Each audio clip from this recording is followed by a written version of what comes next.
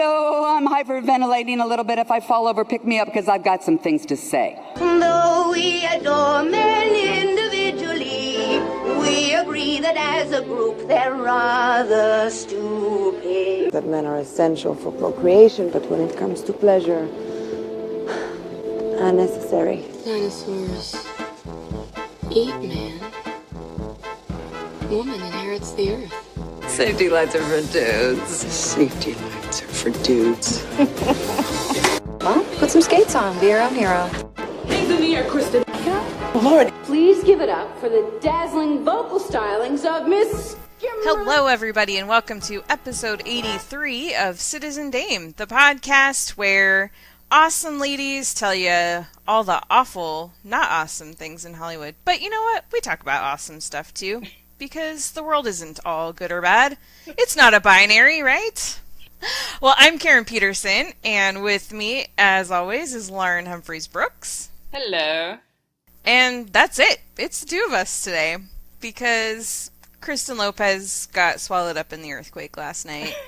And, no, actually that's not what happened at all. She has opted to take the month of July off to combat burnout, which we all understand and we all experience from time to time. And, you just got to take care of yourself and do what's best for you. Yes. So we wish you well, Kristen. We miss you, and we will talk to you soon, very soon. And we're also going to talk shit about you because you can't do anything about it, so...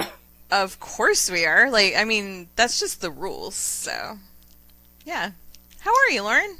I'm good. I'm a little tired, but I'm good. It's hot as fuck here in New York, so... Define hot as fuck in New York. Well, it's in the 90s, plus the fact of the city, which makes it more like 100, plus the fact of humidity, which is just incredibly unpleasant. So, It's warm. That's hot as fuck. Yes. I was in Union Square Station yesterday, and it was I think Union Square is usually about 10 to 20 degrees hotter than it is on the surface. So it was 114 degrees in the station. That was fun. Having a great time. Gross. Oof. I think yesterday my high here was 85. It was perfect. It was beautiful. Sorry. Yes, we have earthquakes, but we also have wonderful weather. So that's why people live here. Exactly. Anyway, yeah. Well, before we jump into our really good stuff that we've got to talk about today, let's just quickly remind the folks we do have a promotion going on right now, or a contest, our What's in the Bag contest. So jump onto Twitter and find our tweets. We have many tweets about it. And by the time you listen to this, there will be another one. So just find that, retweet it, and tell us what you think is in the bag, and you could win it. This contest is going to the end of August. What do you think is in the bag? Is it Kristen Lopez? Is it my dignity? It could be a lot of things. Lauren, what do you think is in the bag? I think that it's Kristen. I think that this whole thing has been an elaborate, way of putting herself in the bag. You could win your very own Kristen Lopez. So join us. It's fun. All the kids are doing it. All right, so let's just jump right in. We've had some big stuff this week. You know what? I'm going to get the garbage out of the way first, just because I like to have that off our plates. So Kevin Spacey he's facing criminal charges in, I think it's Nantucket, for inappropriately groping someone who did not want him to, and so he's got 3 counts against him, and that is supposed to go to trial this fall. However, the victim in that criminal case also had a lawsuit going on, and he has now dropped the lawsuit. And so we don't know exactly why, because it doesn't say. He hasn't stated the reasons. Usually in cases like this, it means a settlement has been agreed upon, and those are generally undisclosed. But we don't know.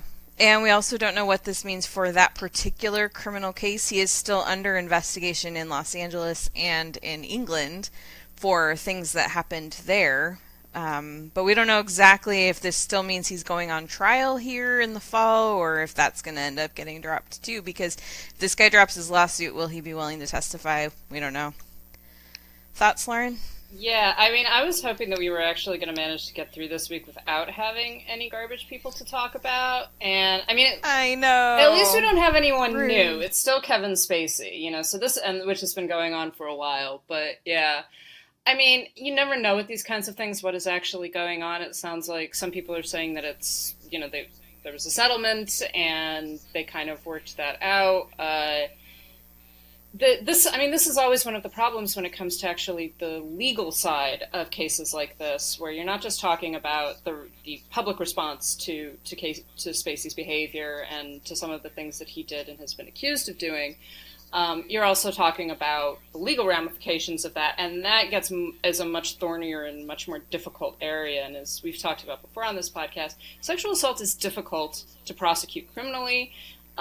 Civil suits are very often the way that people go, and then you begin to get into issues of how long you want the suit to go on, whether or not the person is willing to just take money and leave it behind them, all of that shit, and it gets more and more complicated, and there's this tendency then to be like, oh, he dropped the case, therefore it didn't actually happen, or it was, you know, consensual, or this guy was just trying to get money out of him, or something like that.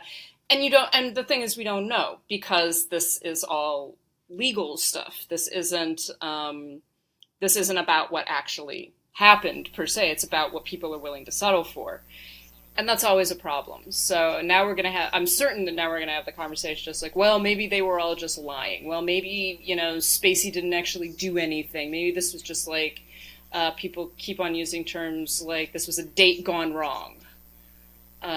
And stuff like that, or bad sex. And it gets ugly when it gets complicated, and it's always complicated. I don't think it's ever not been complicated. So this is disappointing, but we'll see what happens with the criminal cases. Yeah, I think the biggest thing is that people need to not look at this and go, oh, well, clearly it was nothing, or clearly it was a misunderstanding, or clearly he was just out for money, because there's nothing clear about any of that.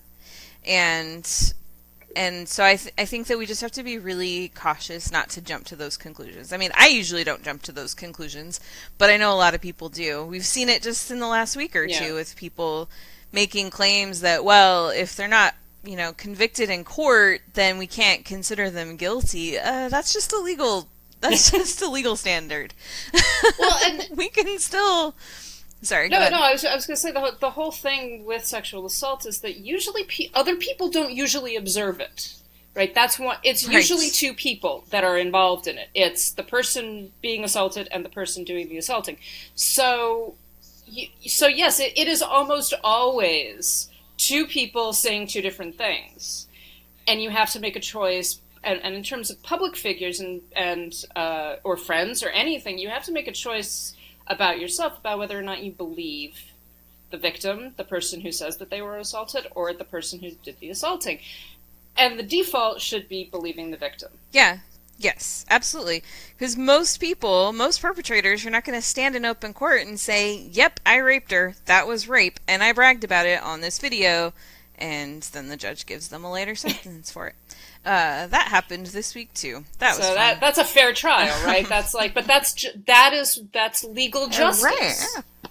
Exactly. Yeah. That's people want to say that, and it's like, okay, you know, I mean, the Brock Turner case here in California a couple of years ago, there's lots of examples of that too. So it's like, you can't just point to the justice system, the quote unquote justice system, and say, well, whatever they decide is what we go along with, because so often people get off on technicalities, or they get lighter sentences by sympathetic judges, or the extreme opposite happens and they get really insanely tough sentences for something that is relatively minor. So the justice system isn't the answer to everything. It does help with some things, but that can't be... We can't lean on that all the time as the standard. So, yeah. Let's see.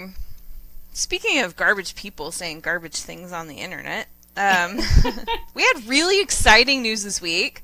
I was actually very excited after I reread the headline a couple of times and got my head straight about what was happening, because I was very confused why Halle Berry was playing The Little Mermaid, and then I realized, no, it's Halle Bailey. I still read it like that. It's hard not to. No, it's so hard not to. But I mean, that would have been an interesting choice. I could have gone along with that. But, yeah, so Halle Bailey, who is a 19-year-old singer, and she's been on TV. She actually is currently on the show Grownish. She has been cast to play Ariel in the live-action version of The Little Mermaid for Disney, which is being directed by Rob Marshall. And earlier in the week, we got news that Melissa McCarthy was in talks to play Ursula the Sea Witch, and Awkwafina would be playing Scuttle, and Jacob Tremblay would be playing Flounder. Now, I'm guessing this is going to be something of a hybrid where it's not fully live action. Probably Tremblay and Awkwafina, they'll be doing voices, but Halle Bailey and Melissa McCarthy probably will be showing their faces on screen, and it's very exciting. One of the reasons it's exciting is because they didn't just find a redhead or a girl who could pull off red hair and pale white skin. They went with Halle Bailey, who is black. And this is very, very big news. Because a lot of people were and I knew as soon as I read it, as soon as I saw the article, I was like, oh, the racists are going to come out in force. And oh man, they sure did. Lauren, what were your initial thoughts when you saw this casting news? I mean, I think I'm probably much the same as you, that the Disney live action stuff is not made for me. This is not something that I particularly care about or am interested in. That being said, casting a black teenager to play what in the original animated film was a white character is fantastic. It's a really interesting idea. It's actually like, hey, we're gonna do something that isn't just a totally straightforward, quote, live action remake of an animated film.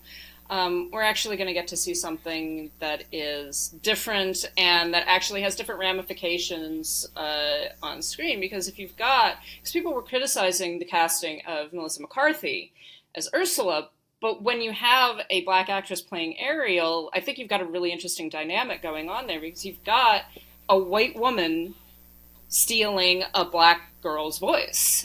And that is already like an interesting element to the film.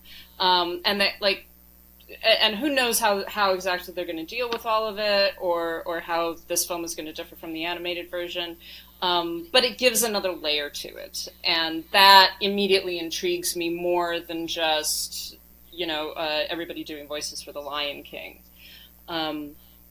Something like that. But yeah, of course, the racists are going to come out. The racists are going to have something to say about it. I guess that some of the racist responses were actually proven to be bots. Mm-hmm. Which is a good thing, but they also fostered this climate where people were being like, yeah, how dare they cast a black girl to play a mermaid? Right. Like a mermaid. I hate to say it, these people aren't real. Like, mermaids are not real. There are not talking seagulls. Like, what? This does not exist.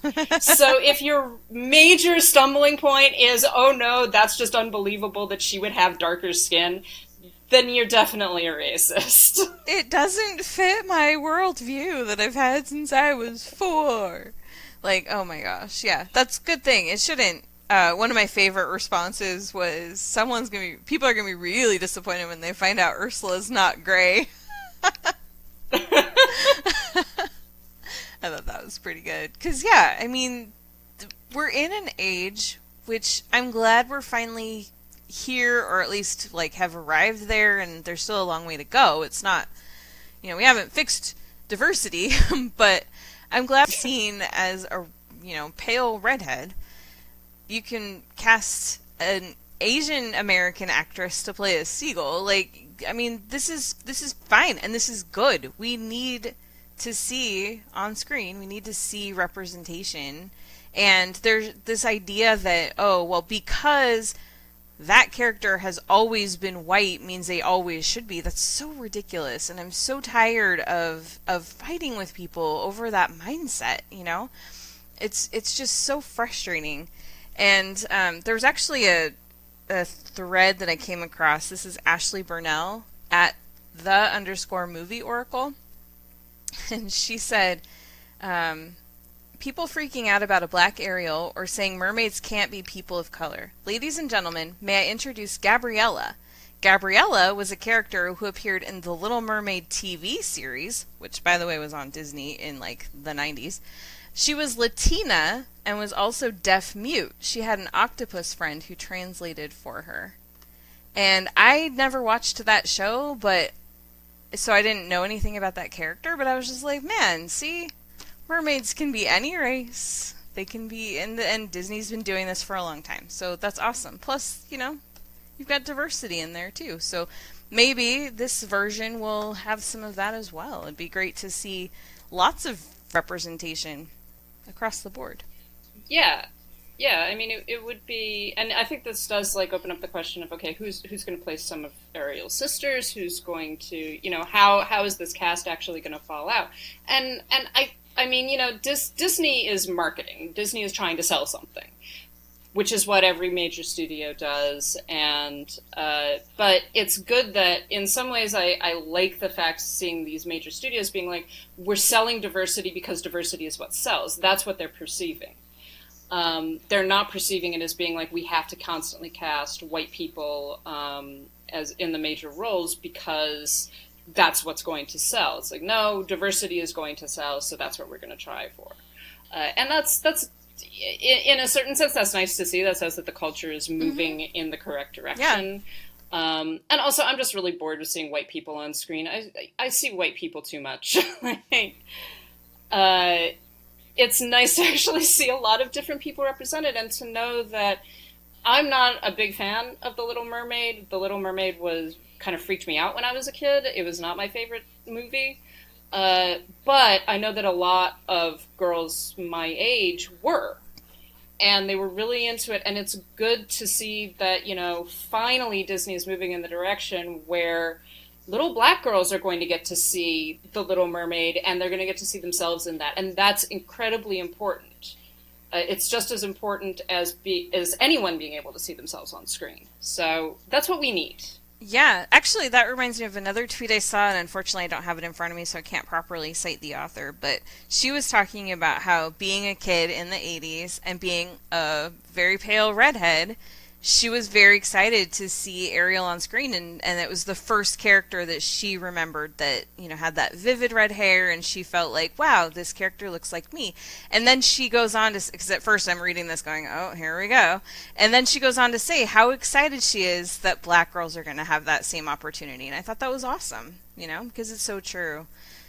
Earlier this week, too, I was watching something.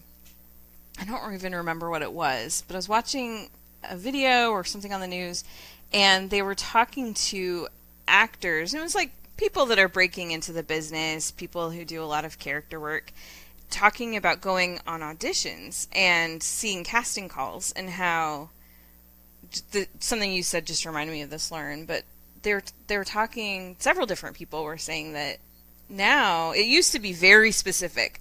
We're looking for a Latina woman aged 22 to 28, you know, and now it's like they're not seeing race listed, they're not even seeing gender listed. A lot of times it's not age, it's just, here's this character, show up to the audition. And so it's that actually gave me a lot of hope too. It's nice to see that Hollywood's finally moving in this direction where they want to see who's best for the role without pigeonholing what this character is supposed to look like or sound like or feel like, you know? I think it's great. Yeah, and that's meaningful. That means that we're going to continue to see these kinds of films being made, even if they're remakes or if they're originals or whatever else. We're going to start getting more of that. And you know, I think we're going to talk about this a little bit later. But I saw the Spider-Man film yesterday, and that is a very diverse cast. And that was something that I was even just watching. I was like, you know, all of these kids, you've got white kids and you've got Asian Americans and you've got all of this kind of mixture of people actually being represented on screen, and that's really important. And it's nice to see that it isn't just a uniformly white cast. Yes, yeah, exactly. It's like, it's nice to see on screen look like what my life looks like off screen, because yeah, I'm white, but I live in a very Latino neighborhood. most of my neighbors speak Spanish, and I hate that I don't speak Spanish. I need to learn so that I can talk to my neighbors, you know, and I just came from a neighborhood that was very Asian. And so it's like, this is my world. I don't live around a lot of white people, and I love going to the movies and seeing a cast that looks like the people in my circle, you know? Yeah. I think it's great. So, let's move on from that. By the way, just congratulations, Halle Bailey. We're excited to see you. At least I am. Lauren doesn't like The Little Mermaid, so. we know you're not Halle Berry, even though we really want you to be there. I mean, if you're gonna be confused with someone, that's not a bad way to go. True. So, all right. Let's talk about, a couple weeks ago, there was an article in the New York Times about the future of cinema. And I think that there were some really important things. And Lauren, I'm really glad that you threw this back on here, because we didn't get a chance to talk about it when it first was published. And so I'm glad that it's here now, because I think there's some really good stuff that I'd love to discuss. So, why don't you talk a little bit about what the article was doing, what it was about? Okay, so the article, I think, came out a couple weeks ago, actually, but it's sort of in the bigger part of this this conversation that people are having about what is the future of cinema, what is cinema going to look like in 10 years, and particularly dealing with the big one, which is Netflix, but also all of the other streaming services, Disney getting into streaming, Apple, Warner Brothers, you know, all of these different services that are developing and have developed over the past 10 years, really, and how people within the industry think that is going to move. In what direction is that going to move? The good sides, the bad sides. It's a very varied conversation, and you've got 24 different people, including Ava DuVernay, Jason Blum, Octavia Spencer, Kumail Nanjiani, Lena Waithe, J.J. Abrams. So all of these different people, all of whom have produced things for different audiences, all of whom have produced things, you know, someone like Ava DuVernay who's produced a lot for streaming and specifically for Netflix, and how those, how they see audiences developing, how they see the business developing, and some of it comes off a little bit like a bunch of old people talking about, you know, well, in my day we used to go to the movies, but now kids don't go to the movies anymore.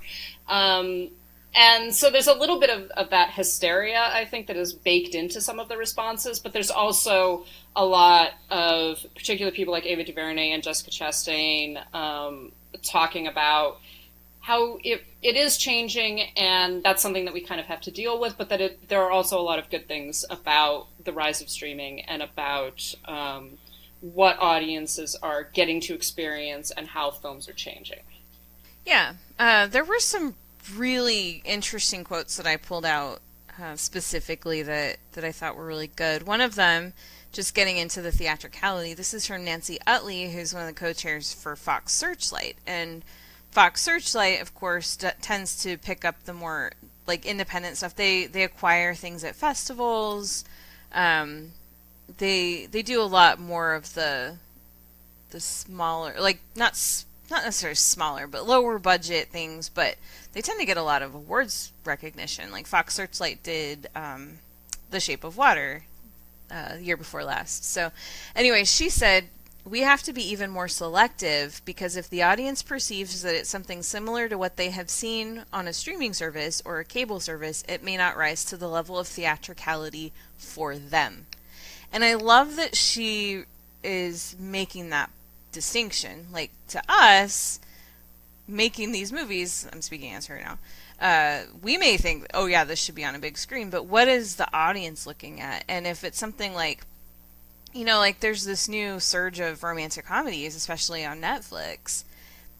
What is going to make a romantic comedy special enough that people are willing to pay to see it in the theater when they can see other similar things just at home? Mm-hmm.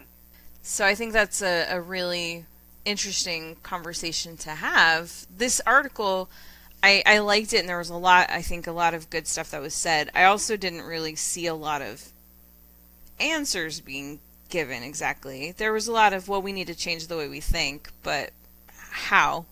I don't really know.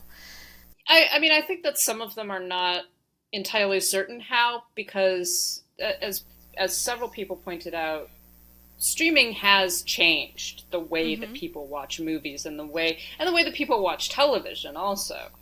You know, it's altering the paradigm, and it's going to continue to, you know, whether Netflix dies in the next 10 years, something else is going to be in its place. You know, whether Amazon continues to have Prime or anything like that, something is going to replace those even if they vanish.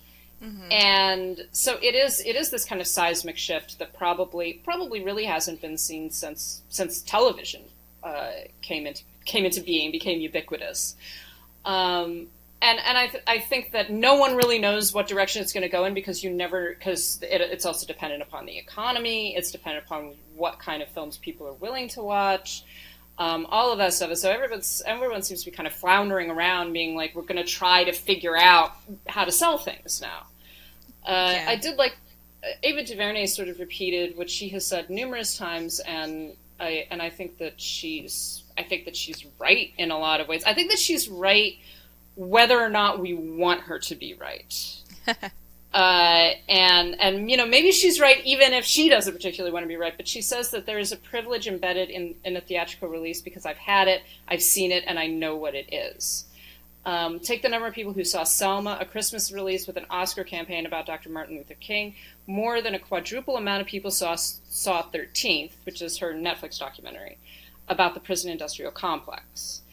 If I'm telling these stories to reach a mass audience, then really nothing else matters. And so her point there is that she's talked about what are basically cultural wastelands where you don't have movie theaters anymore. Or you haven't had them for a long time. Famously, you could not see Straight Outta Compton in Compton. Right.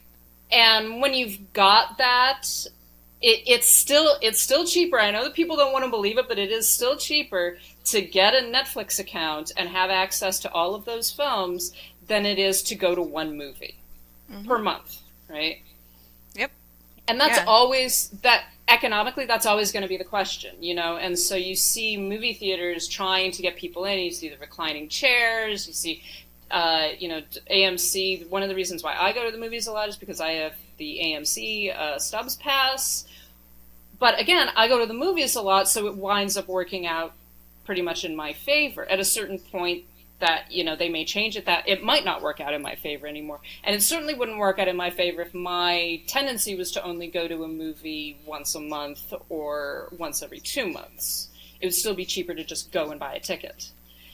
But this is something that we're all going to have to deal with. And I think Ava DuVernay is right that there is privilege in the theatrical experience, particularly the way that it has been constructed now. And the problem is, because it's been constructed as something that has to do with privilege and availability, it means that more and more movie theaters are beginning to shut down or are only showing a particular kind of film because that's where they can make their money. So it's this constant cycle that is just going to keep on getting worse and worse, and streaming is going to continue to cut into that. Yeah, absolutely. I think the tendency is to make these broad assumptions about why people don't go anymore. I think cost is certainly a factor, and the fact that, like, for 4 weeks, basically, it's the same movies playing. Well, if I've already seen them all, why am I going to go see them again if I didn't think they were amazing? And even if I did think they were amazing, why would I pay to go see something again when it's going to be on HBO in a month or two? You know, like, I totally get that way of thinking. But there's also the fact that sometimes going to the movies is very frustrating. The last 3 times that I went to my local AMC to see something on, like, a Thursday night, it's crowded, which is great. I love being in a crowded theater. But every single time the people seated directly next to me showed up late because they know about how long to plan for the previews, because there's like a half hour of previews before the movie. So now you got people walking in late, talking through the whole thing, being on their phones. It's very frustrating. It makes me think, like, why am I here? You know? And that's me, who is obsessed with being in a movie theater. People who don't really care that much why are they going to fork over the money to go and be frustrated for 2 hours? You know, like, I totally get that thinking, too. People have gotten very rude out in public and very, like, not thinking about the fact that other people exist. So, but there's also a quote that John Chu, who directed Crazy Rich Asians, said, which I also thought was interesting, too, because I think that we have this, I think there's kind of a lot of people have this idea that movie theaters are going to go away completely and everything's going to be streaming eventually, and I don't think that's true either. What he said was, if you had asked me 2 years ago where the film industry would be in 10 years, I might have had a different answer. But after what I've experienced with Crazy Rich Asians, seeing the audience show up, it's sort of reinvigorated the idea of going to the movies. That social aspect of sharing a movie with friends and strangers and family, that's such a strong part of our tradition. The success we had would not have been possible any other way. So I think that it's not that the theatrical experience is dying, that movie theaters are dying. It's just that people need to have a reason to be willing to go out in public and share those experiences with strangers. Yeah, and I think that that's a good point. You know, in talking about diversity, about The Little Mermaid, I think that that's maybe part of what Hollywood is beginning to understand, that you've got to give people a reason to go to the movies. Because there is so much available, and if you are competing with streaming, you've got to give them something, you know, and giving people, being like, okay, we're so used to seeing white people on the screen, we're now going to show you not white people, like people that look like you, people that, like you're saying, look like your neighborhood. And that is going to be a communal experience at some level, and that's really important, getting those kinds of films that do draw people together. Some of the most fun that I have had in movie theaters have been like at horror films, when people are really into it, and they're screaming and they're jumping and they're giggling, you know, all of that stuff, and that's the fun part of going to the movies. I remember going to see, I think it was Fast Five, one of the Fast and Furious films, at a cinema in Cobble Hill in Brooklyn, and it was wild. Like, people were shouting at the screen. But it was one of those films where everyone was really engaged with it, and everyone was having fun. And so it wasn't just watching the movie in silence, but actually having the kind of film that encourages you to be engaged with it, and that encourages you to see it with an audience. And that is important. That was way more fun than like sitting down and just watching it on Netflix. But yeah, you got to have a reason to do that. And I do think that theaters also need to begin enforcing the no phones rules, and maybe shutting the doors at a certain point in the film to just say, like, you know, you can't come in. You can't decide that you're going to start climbing over people half an hour into the film, because it's annoying, and it interrupts the flow of the film. I went to see Annabelle a couple of weeks ago, and there was a guy snoring next to me and another guy on his phone on the other side. And that kind of ruins the experience of a horror film sometimes, when you've got like these moments of silence, and I just hear the breathing of the dude who has fallen asleep.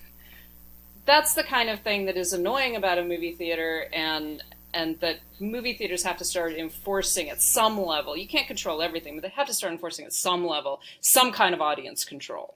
Yeah, absolutely. The other night, my friends and I went and saw Avengers Endgame again. And luckily we had all seen it, but the guy sitting right next to our group, he was totally drunk. You could smell the alcohol on him. He was totally drunk. I'm pretty sure he passed out a couple of times and then woke up. He was playing with his keys. He has this giant ring of keys. He kept playing with it, so it's super loud. And then, you know, and he kept making weird noises. I'm pretty sure he was spitting on the floor. Like, it was really gross and annoying. And it was like, I could get up and go tell someone, but they're probably going to just look at me like, well, what do you want me to do about it? So I just sat there until he finally got up and stumbled out and left, like, 3/4 of the way through the movie. And I was like, I really hope he's not getting in a car right now, you know? But yeah, I mean, theaters you have to be able to trust that theaters are going to do something, and they have to be making their rounds and taking care of those issues, because it's not acceptable, especially with how expensive theaters have gotten now, you know. And yeah, so there was one final thing I really liked that I wanted to read, this is also Ava DuVernay, and this is from a section where they were talking about the Oscars, because that's been a big bone of contention for a lot of people of what constitutes a Oscar movie, you know? And just that kind of old guard and new guard sort of way of thinking. And she said, the patterns are already going in the opposite direction, and this is why you have people clinging to old systems that do not work anymore. I've been in some of these rooms, I've read some of the stuff that people are saying, and I say you are contributing to your own destruction. When you say that you care about the future of this medium, this legacy, then you have to think about what happens next. And I just don't think enough people are doing that. So, yeah, I think people are just clinging to the way it's always been done. They are so tied and so married to this idea of, like, you have to see this movie on the big screen, or that movie doesn't count if you're watching it on your phone. And we can't think that way anymore. We have to think about the future. This isn't 1940. People don't watch movies the same way. And as much as I will go to movie theaters until there are no movie theaters anymore, a lot of younger people just don't care. And those are the ones that are going to be making decisions in a few years and making these choices. And we have to get ready for it. Yeah. Any final thoughts? Not really. I think that everyone who spoke in that article, and most of it was excerpts. I think there are full interviews with a lot of them elsewhere. I think many of them had good points. I do wish that we kind of got away from this. There's, like I say, this sense of hysteria that there's going to be some kind of a cinematic apocalypse or something like that. Cinema has been changing ever since it was created. Yeah. And I mean, you know, film became, you know, look at the switch from the Nickelodeons to, you know, actual feature films.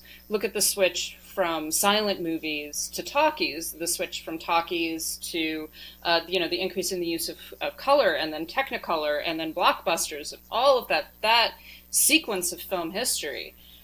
It changes rapidly. It changes suddenly sometimes. The Hollywood studio system fell apart. And then was kind of cobbled back together in a completely different way. So this has always been the nature of the medium, and anyone who really looks at the full spectrum of film history, you're going to recognize that. And that's really what we're in right now. I'm excited. I've been excited about, you know, the way that film has been going, because, you know, the overlap between streaming and television and what is considered to be film is getting smaller and smaller. And I like that. I think that that's really exciting. That presents a lot of opportunity. And we're seeing some great art being made. And I think that that's something that we're going to continue to see. Mm-hmm. This is why when people tell me they don't watch television, Kristen Lopez, I just sit there and go, you're missing out on so many amazing things. I mean, there's stuff that's happening in television that's so much better than any movie this year. You know, like, I would love to give When They See Us an Oscar, and it's not eligible because it's considered television. So, yeah. And those episodes are almost feature length. I mean, I think the first episode is like 80 minutes. Exactly, yeah.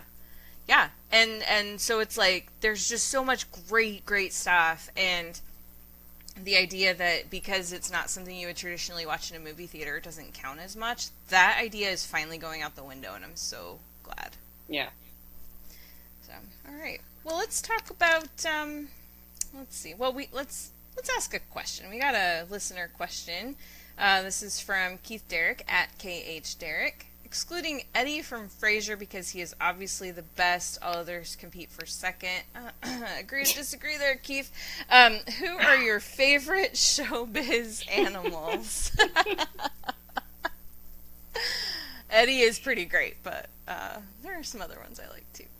Lauren, what are some of your favorite showbiz animals? The first one that came to mind was Asta from the Thin Man series. This is way back in the day. Mm-hmm.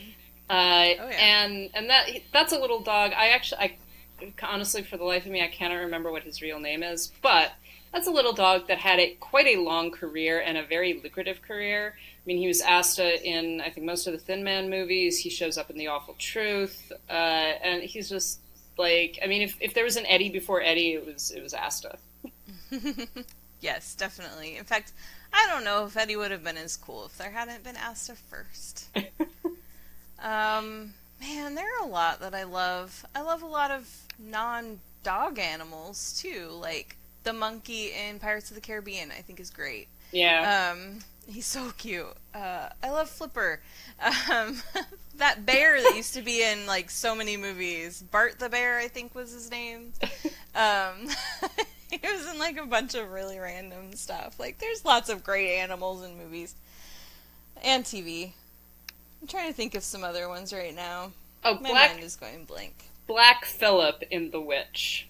Like, that goat, that was Yes. a performing goat, and apparently he hated the guy who played the father, and would, like, actually, like, stalk him, essentially, and it was like, so, Black Phillip, we love you, Black Phillip. Nice. I love Norman from City Slickers, which is also the feature film debut of one Jake Gyllenhaal, by the way. He was, like, 9 years old. Yeah, there's lots of great animals. Salem from Sabrina the Teenage Witch. Oh, the new one. That is not a puppet? Yes, the one that's an actual... Yeah, I guess it's not Sabrina the Teenage Witch. Chilling Adventures of Sabrina. I love that cat. It's beautiful. So, yeah. All right, fun question. We can always talk about movie animals, right? Let's see. Let's talk a little bit about... This is a fun topic that came up earlier this week, too.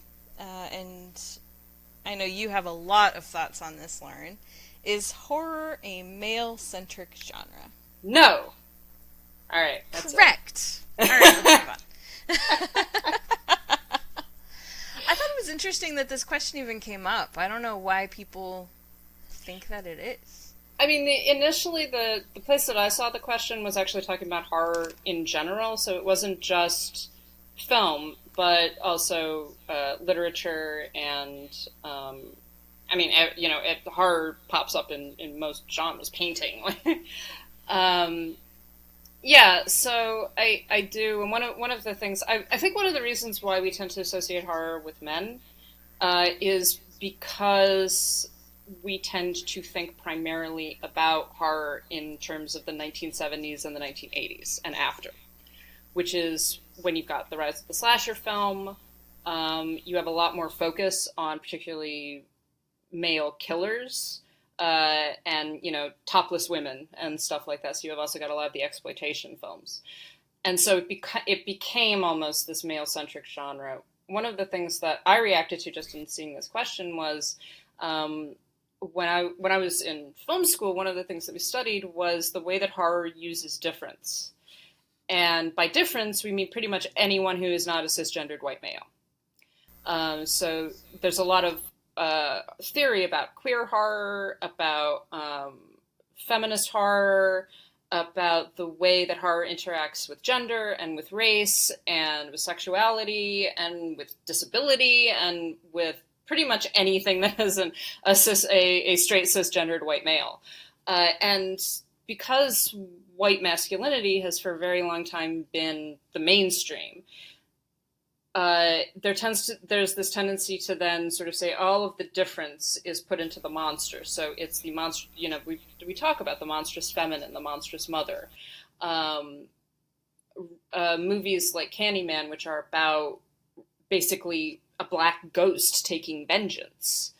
So it's the return of the repressed has been this concept in horror for a very long time. And one of the things that a lot of people point out is that very often the monsters, as a result of this, the monsters actually become more and more sympathetic. When you're talking about monsters that are return of the repressed, that are about the suppression of women or the suppression of black people in America or the suppression of the working classes, things like that, the monsters, you begin to understand why the monsters are both terrifying because they're a threat to mainstream, to the white masculine mainstream, but also because they represent pretty much everybody else that is very rarely represented on screen. And so you get this weird kind of dichotomy going on where you have a great, you have this monster that is representative of, you know, queerness, of homosexuality, who is at once the villain, the thing that has to be put away at some level, but also is expressive of all of this anger and pain and violence that has been done to homosexuals in the history of the United States or in the history of whatever nation you're talking about. So it's this interesting kind of push and pull that goes on. But very often the fun of horror films is that identity with the monster. And so I tend to be like, no, horror is much more feminine and queer and non-male-centric than we tend to give it credit for. Yeah. Sorry, I get excited about this. No, I love it, and I think it's a really important topic. I honestly don't have anything else to add because I think that you've really nailed it, and I think that what I love about horror is the fact that just like any genre, you really can have so many different facets and subgenres and so many different styles and so many different voices creating it. And I honestly, I feel like horror is one of the most diverse genres that we have in terms of who's making it, in terms of who those stories are about, and I love it. Just the other day I was watching XX, I think it's on Netflix. Have you ever seen that? It's an anthology. Haven't. Yeah, it's been on my list for a long time. I just haven't seen it yet. Yeah, it's an anthology, for those who aren't aware, and there are four short films rolled up into one. And each one is directed by a different female director. And, like, you've got Karen Kusama, off the top of my head I can't think of who else.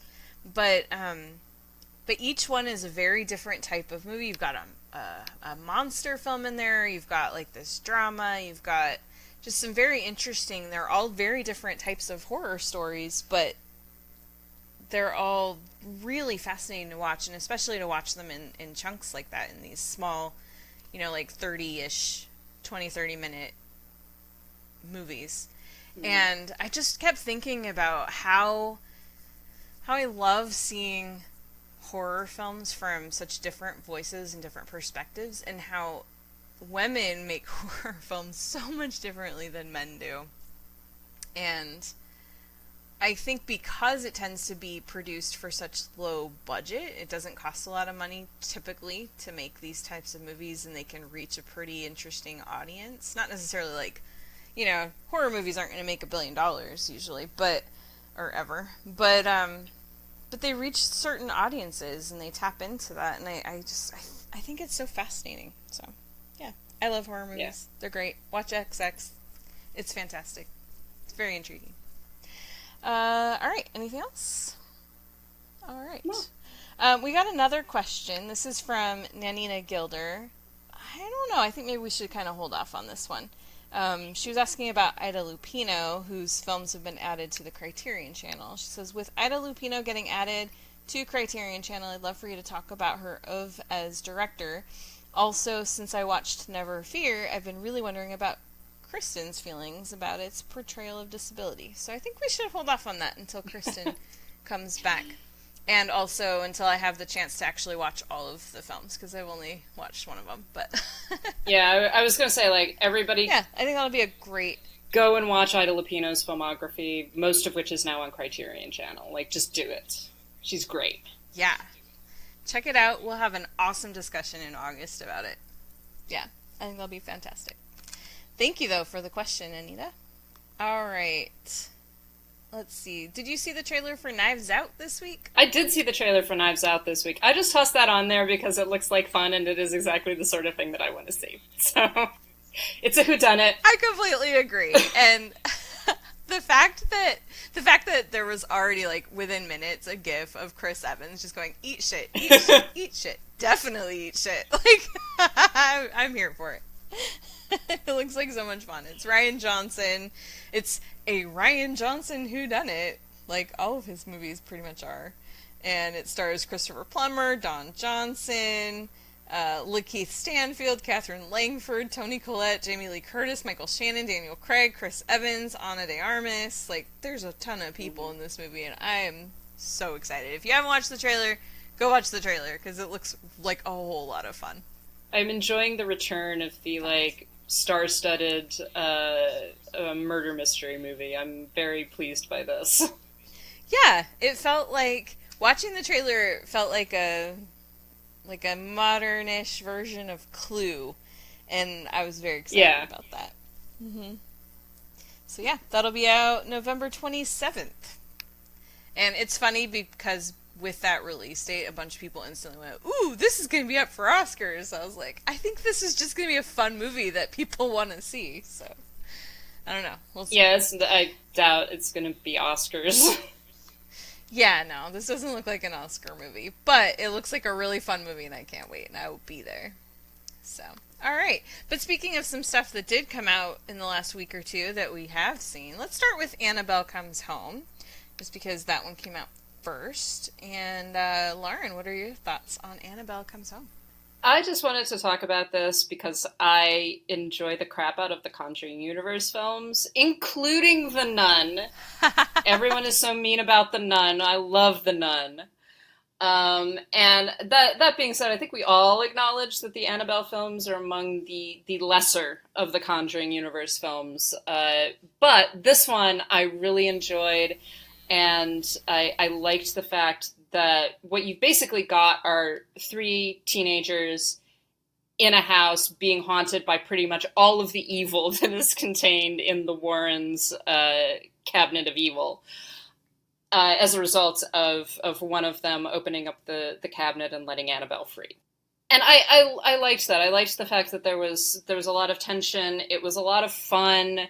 You had all these great monsters and ghosts running around, but none of them... There were some predictable things, but some of them were very creepy, like the television that shows what is going to happen, which I just thought was a great technique. And I'm like, I want to know where that TV comes from. Like, what's the story behind that one? I don't think that that's popped up, actually, in the Conjuring universe yet. Or if it has, I missed it. Just all of those. You just basically got the kind of babysitter, typical babysitter sort of slasher narrative, but with the Conjuring ghosts and within the Conjuring universe, and Annabelle like wreaking havoc on these poor girls and them trying to get her back in the cabinet, and it was just a lot of fun. What I loved about this was the girl who initially lets her out. First of all, it's an accident. Second of all, her motives are not just like, oh, there's a whole bunch of cool shit, let's see what it does. She has really pure motives that stem from some personal tragedy and heartbreak. And I like that, because, not that I like people suffering, but just because, you know, there's so many movies of people doing really stupid shit just because they're stupid, and this was like, she was a misguided teenager who really thought she could get some answers in this particular way, didn't know any other way to get them, and so she went trying to solve something, and so I liked that initial motive, and I thought that the movie itself was really clever in a lot of ways. Had some really funny moments that were not expected, but also had some genuine, like, I get annoyed at jump scares because I don't like to be startled. It's not that they scare me, it's just that I don't like to be startled. I don't like that feeling. And so when a movie relies on those too much, I tend to really just be like, ugh, why am I watching this? But the ones that happen in Annabelle Comes Home, I felt were, I don't know, there was something more to them, and I enjoyed the experience of watching this movie more than I typically would with a movie like that. So, yeah, I thought it was a lot of fun too. I completely agree with you. It's definitely the best of the Annabelle movies. It's definitely better than The Nun. The other Annabelle movies. Yeah, I thoroughly enjoyed it. I thought McKenna Grace was perfect. I thought she was really sweet. I think the 2 teenage girls were well cast as well. So, and it was fun to see Patrick Wilson and Vera Farmiga back in the story too. And also, like you were mentioning, like, what's the story with that TV? I still want to know what the story is with that monkey, you know? Like, it's so fun to think, like, oh, this totally just opened up a whole new world of sequel possibilities and spin-off movies, and I'm excited to see what they come up with next. Exactly, I like that. I like that you could basically just go into that room and be like, okay, we're now going to tell the story of the bride. We're now going to tell the story of, you know, the television. Mm-hmm. And it doesn't have to be Annabelle or anything like that. So they don't have to make up anything new. You've got all of that sort of set up, and that's exciting and it's fun. None of these films are like the greatest horror movie ever made or anything like that, but they are loads of fun and they're just enjoyable to sit with. And that's what I like about them. I'm honestly surprised they haven't already announced the Ferryman movie is coming, because I'm sure that's going to be the next one after Crooked Man. So, yeah. Crooked Man is from Conjuring 2, and they have announced that one. I believe it comes out next year. So, yeah, it will not surprise me in the least if the Ferryman is introduced next after. Or The Bride. The Bride would be awesome, too, I agree. I feel like The Bride is more... I don't know. It's got more possibilities. The Ferryman sort of it's just a story. I mean, it's a mythology. Yeah, but I think there's a lot of interesting stuff they could do with it still. That's The Bride would be really good. Yeah, it's exciting because there's so much stuff they can do. So, I'm happy about it. Let's see. We had Spider-Man: Far From Home. Did you see that this week? I did. I saw that yesterday. Okay. Yeah, I saw it Tuesday next to a very talkative mom and son. It was super fun. And I I enjoyed the movie. I didn't like it as much as Spider-Man: Homecoming, but I thought it was good. This one feels weird for me to talk about because I'm not like glowing with praise about it, so it sounds like I didn't like it, but I actually did. I thought it was fun. I thought it was very predictable, though. I saw a lot of stuff coming a mile away, and I don't know. I'm not a huge fan of Jake Gyllenhaal either, so seeing him in it, I was like, alright. He didn't do much for me, and his character was just kind of fine, but I really like when it's... And I felt the same way with Homecoming, too. When it's a teenage, a little bit teen drama, romantic comedy-ish, when it's focused on the high school stuff, I actually really think it's interesting and good in ways that a lot of the other Marvel movies aren't. Because I think it really taps into some of that anxiety and teenage angst in a good way, and becomes a lot of fun, and the whole... they're going on this class trip and the whole, all the dynamics of who sits where and who has a crush on who and stuff. I really enjoyed watching that. I thought it was really funny. But when it gets to the actual avenging part of it, there were some things that just really, I didn't think it worked nearly as well as Homecoming, nearly as well as a lot of the other Avenger movies. So I'm mixed on this. I definitely lean positive, but I'm mixed on it. What did you think? I think I'm kind of in the same place. That I agree with you. In many ways, the teenage melodrama stuff is more entertaining than the now we're going to shoot webs and fight bad guys. That being said, I liked the shooting webs and fighting bad guys, but it was almost as though there were two different movies going on. Mm-hmm. That one of them was a Spider-Man movie, and that one of them was really just this sort of fun, cute teenage romantic comedy, both of which were fine, but they had difficulty putting them together. Yeah, and I think Homecoming did a much better job of marrying the two. Yeah, and some of it is, I think, a little bit that Homecoming is kind of an origin story still. Yeah, that's true. Whereas this is trying to deal with partially to deal with the aftermath of Endgame and everything that has happened. So you've got that, but then you've also got Peter Parker trying to be a teenage boy, which is what he is. And throughout the entire movie, I was like, dear God, leave him alone. He is just a teenage boy. He has superpowers, but he's also got a crush on a girl. Do not give him more things to have to deal with. This poor kid. He's not a grown-up. And it was odd. I'm not a big fan of Jake Gyllenhaal to begin with. I did like what they did with his character, although I agree with you that it was very predictable. But I liked some of the ideas behind it. And in some ways, I wish that they had taken the time to develop that part of it a little bit more. It is this conflict between the teenage melodrama stuff and the Marvel stuff, because there's that sense that he needs more time to develop as a figure. But if you give him more time, you're going to stretch this film, and don't cut anything else out, you're going to stretch this film into 2.5 to 3 hours, which it can't be. Like, it would just be too much.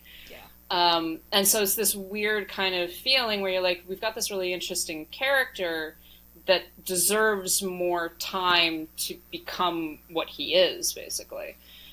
And yet you're kind of giving him short shrift. So I liked it. I enjoyed it. It was a very entertaining 2 hours. I didn't regret going to see it. But I like all of the actors that are in it, but I'm not, like, in love with it. Yeah. I will say there was some action in this that was really spectacularly done. Like, there's a fight sequence toward the end of the movie where it was like, I was getting confused watching things happen, but it also just looked really freaking cool. So it was like, I'm into this, you know? I mean, there's definitely a lot of good stuff to see and look at. I just wish they would stop destroying monuments in movies in general. Poor Tower of London. Anyway. Constantly being destroyed. I know. Like, at least it wasn't the Eiffel Tower this time, I guess, but but yeah. Alright. So, let's see. We have a little bit more time. Do you want to chat about Stranger Things 3? I know you had some opinions about it. I definitely had some opinions about it. Well, why don't you go ahead and tell me your opinions, and I'll tell you mine. Okay, well, I mean, I know that you have made comments about some of the nostalgia and the male-centric quality of it. I will say, I love Stranger Things. I've loved it since the beginning. I agree with a lot of people that season 2 is definitely not as strong. I think season 3 is really, really fun. It's got some really good stuff. It takes place in 1985, the summer of 1985, which is the first year that I really clearly remember. Like, my memories of other parts of the 80s are there, but 1985 is the first year where I'm like, everything that comes up in this show, I'm like, oh yeah, I remember that, or, oh, that was so cool. I totally saw Back to the Future like 4 times in the theater. You know, it's like all these things, and the malls and how big a deal those were, and they felt like so important and stuff. And so the nostalgia aspect of it, it's like, I feel like they nailed it, because I felt like I was just watching my childhood unfold on screen, which was really fun. And the story itself, I do think that there are things that become very predictable, especially if you remember the 80s or have watched a lot of movies and TV set in the 80s. But especially what I loved in season 3 was the relationships between the characters and how much those have grown. And characters who didn't used to really, they kind of just existed for small reasons, and now they're becoming fully fledged characters. One in particular that I was excited about was Erica Sinclair, who is Lucas's younger sister, who in previous seasons has just been there occasionally for like a quippy one-liner, but actually has a part in the story this time, and I think she's hilarious, and I love her. I love seeing the relationship grow between Max and Elle. I love seeing these things, the way that they're developing. So I think it's a really fun show. I liked the central mystery of it. I think it's fun the way that they've recaptured that like Red Scare thing, because I remember having drills when I was in elementary school, like in case the Russians dropped in Red Dawn style, you know. And so to capture those feelings and that anxiety that existed, I think is pretty genius. So again, it's, you know, just like seasons 1 and 2, it's not a perfect show, but I think it's a lot of fun, and I will definitely be watching season 4 whenever that comes around too. Okay. So I will say that I like Stranger Things a lot. I particularly liked the first season. I think one of the things that I think they did very well in the first season was that they balanced the nostalgia element of it with a unique story, and I liked that. I liked the mystery to it. One of the issues that you're always going to run into when you've got sequels basically to that original story is, okay, now we have to do something different. One of the things I liked about season 2 is that it actually did deal with the trauma that people were experiencing, of like coming out of this and coming back from this and still having these issues that are, some of which are weighing on very young children. And I liked that, and I liked those elements to it. But it was beginning to wobble a little bit in season 2. I think that season 3 is very wobbly. And by that I mean I think that it's well done. It's still very well acted. It's still entertaining. Like, I'm sitting there watching it and I'm like, this is fun. I'm enjoying myself for, you know, whatever the 50 minutes that an episode lasts. But I'm not really compelled by it. I do have an issue with how male it is. And by that, I mean a lot of the perspective that is being taken is it's an almost but my childhood perspective. And I feel like that has become heightened, particularly now. And some of that has to do with the introduction of more female characters and more important female characters. But there's still this centrism on the boys and about the boys' experience and the memory, the memories of the 1980s. That being said, I was born in 1986, so I do not remember the 80s at all. The first thing that I remember is like the 90s. And so my childhood experience really is obviously not 1986. It's 1996. It's 1995. So if this show were set in that period, I think maybe I would have a different relationship to it. Simply because of the things that you're talking about of like, oh, I remember that, or oh, I remember seeing that, I remember those, Orange Julius and that kind of thing. The growth of the mall, which was already grown by the time I was old enough to really appreciate it and then began dying. Right. You killed the mall, Soren. I'm sorry, millennials killed the malls. No, the internet killed the malls. Like, that's really what went on. Oh, yeah. Definitely. So I appreciate that it is appealing to a very different generation from mine, and so as a result, I'm kind of like, I don't have the same connection to it. So I'm liking it. I do feel like they're retreading themselves again, and there's not really doing anything truly different or unique with the Upside Down or with the Russians or any of that stuff. I almost wish that they, rather than continuously going back to the Upside Down things, they actually did, like, now we're going to have a totally separate adventure that doesn't have anything to do with that, but is just like, these crazy things keep on happening to these kids. I would prefer that in a lot of ways than trying to sort of tie all of these different series together, because I think that it's beginning to weaken a lot. And if they're going to go on and do a 4 or a 5 or a 6, they're going to have to find something else to do. So that was my feeling about it. Yeah, well, and thank you for sharing that, because when I saw some of your tweets, I kept thinking, yeah, but you don't remember this like I do, and so it makes perfect sense that our experiences watching this would be completely, vastly different, because, when I was a kid, most of the pop culture stuff was, like what I watched, partly because of who I was around, was G.I. Joe, the Transformers. I didn't get into My Little Pony and stuff, that much. And so it's, and I think that was just the case for a lot of girls. I mean, now, kids growing up, like we were talking about earlier, there's so much diversity of entertainment, of toys, of games, of all this kind of stuff. And when I was a kid, I mean, everything was a very male-dominated culture still.